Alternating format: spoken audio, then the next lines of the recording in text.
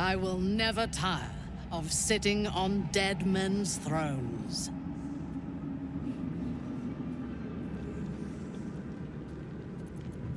Power always has. But I shall not get too comfortable here.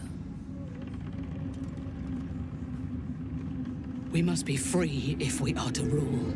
And to be free, we must destroy this cult. And Ketheric's co-conspirators along with it. I know one of them, all too well. Baal's bloodletter, Orin. To think, I thought her to be speaking for the Absolute. I worshipped that woman.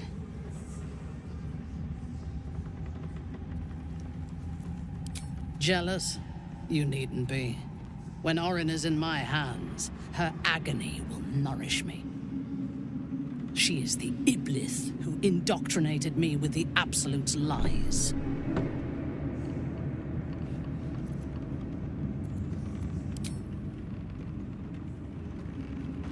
When I first visited Moonrise, I stood before the Absolute in awe.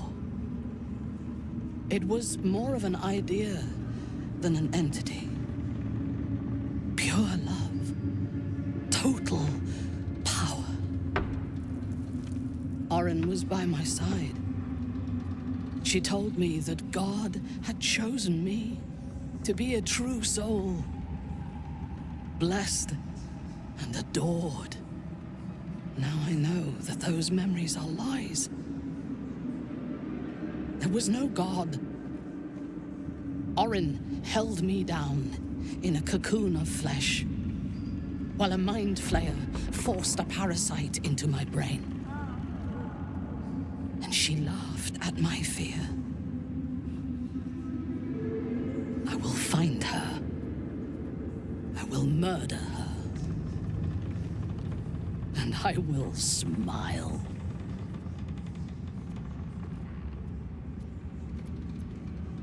Let them think that.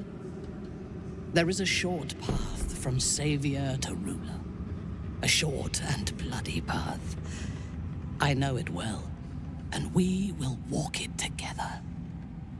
But Baldur's Gate is a mere bauble. We have the chance to seize something much greater.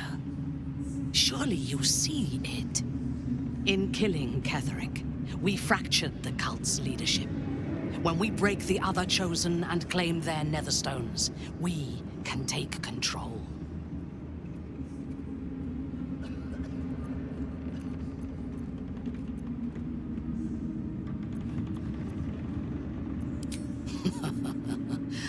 I would have thought this entire conspiracy of gods and monsters to be impossible if I had not seen it for myself.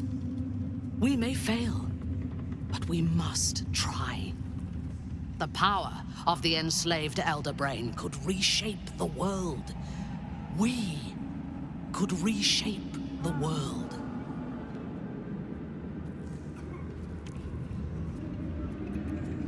Nothing worthwhile ever came without loss. But together we have the strength to decide who loses, and to make sure it is not us. You are not stupid. When we reach Baldur's Gate and face the other Chosen, you will see that my way is the right one.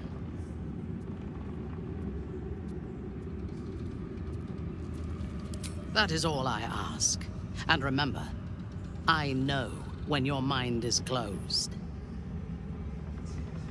We are bound, then, to travel together, even if we do not yet agree on our ultimate purpose. There is yet one thing about you that troubles me, though. Something I need you to explain. Why come to Moonrise, where the cult's power is strongest? Why not walk away?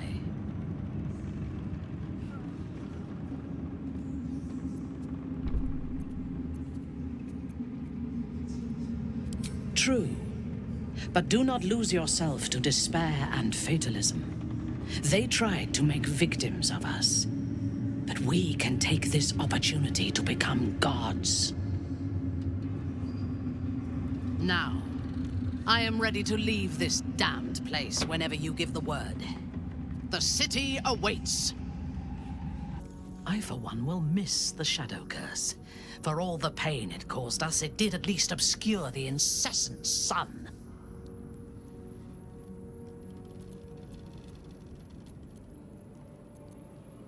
I take no pleasure in his passing. Whatever faults he may have had, Ketheric was a great leader.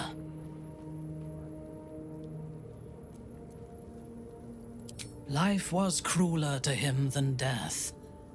It is no great wonder that he found his strength in Merkel. I believe he was an honorable man, but the gods used him as their plaything.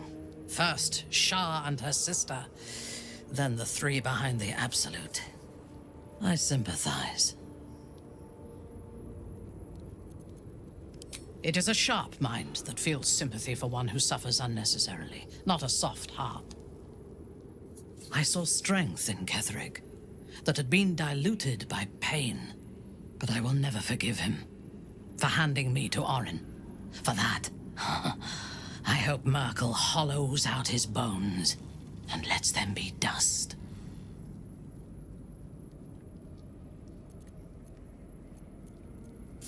A true soul came to my city preaching a message of togetherness, accompanied by 2 novices. Menzoberranzan is not fertile ground for such messages.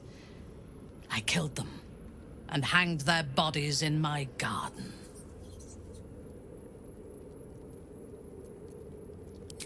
I thought so too. This world is full of fools, after all. But in this instance, I was mistaken. Our visitors were not fools.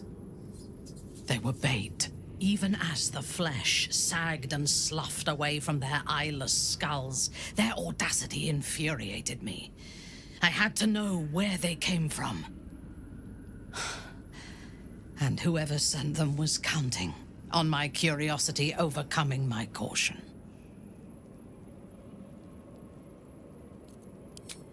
In a manner of speaking, I did. The dead cough up their secrets just as well as the living. All it took was a simple act of necromancy, and the corpses told me where I needed to strike. Moonrise Towers. No. I was prepared for combat, but I intended to strike subtly. As it turned out, to my shame, I was defeated without even drawing my weapon. I came to Moonrise with a retinue of warriors and assassins, the best House Bainray had to offer.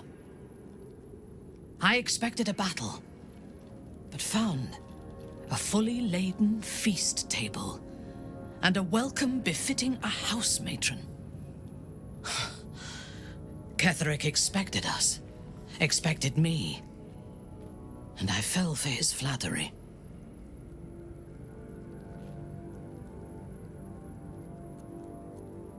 Perhaps I deserved what came after the welcome as well. Ketheric proposed an alliance between Moonrise and Menzoberranzan. I admit I was captivated by him. He invited me to the head of his table as his guest of honor. I was wary, of course. If I had been in his position, the food would have been poisoned. It was not the food I should have been wary of. It was the pale woman at the foot of the table. Orin the Red. We had barely begun to eat when she spoke for the first time. I only caught one word, my name.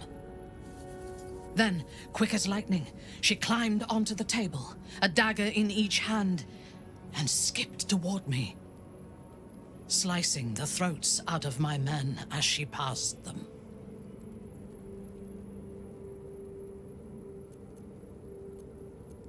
Few things frighten me. Orin is one of them. Ketheric held me still, his hand on my shoulder, the grip tight enough to crack the bone. When Orin stood before me, she touched the dagger to my eye, drawing out a tear of blood. "I want this one," she said.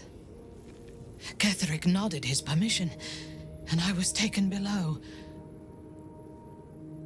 You've seen the horrors of the colony. Orin kept me there for days. She forced me to watch as my men were processed. Some for food, others as thralls. And then she placed the tadpole in my eye herself.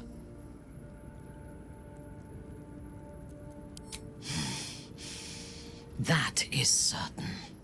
You know the rest as well as I do. There were massacres before the Grove. Religious communities, mostly. Those who refused to convert. Then there was you, and now there is freedom. Soon there will be vengeance.